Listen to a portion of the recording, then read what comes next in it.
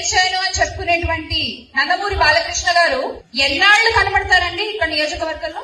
ఎమ్మెల్యేగా ఆయన ఉంటే ఎంత, లేకపోతే ఏమ్మా అధికార ప్రతినిధి, పులివెందుల నియోజకవర్గం నుండి 3 సార్లు ఎమ్మెల్యేగా గెలిచిన వ్యక్తి తన తండ్రికి నివాళులు అర్పించడానికి తప్ప అక్కడ స్థానిక ప్రజలు పడుతున్న ఇబ్బందుల గురించి తెలుసుకోవడానికి ఎన్నిసార్లు ఆ నియోజకవర్గానికి వెళ్లాడో నువ్వు చెప్పగలవా? లేదా మీ నాయకుడిని అడిగే ధైర్యమైనా నీకుందా? పులివెందుల ప్రాంతంలో ఒక బ్రిడ్జి కట్టి దానికి 4 తాళ్లు కట్టి దాన్నే కేబుల్ బ్రిడ్జ్ అని, దాన్నే అభివృద్ధి అంటారని చెప్పి నమ్మించే ప్రయత్నం చేశాడమ్మా మీ నాయకుడు.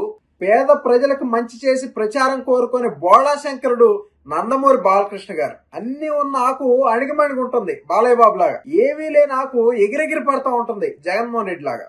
కాబట్టి ఈసారి జీవిడి కృష్ణమోహన్ తోనో సజ్జల రామకృష్ణారెడ్డితోనో మంచి స్క్రిప్ట్ రాయించుకుని అప్పుడు మాట్లాడు.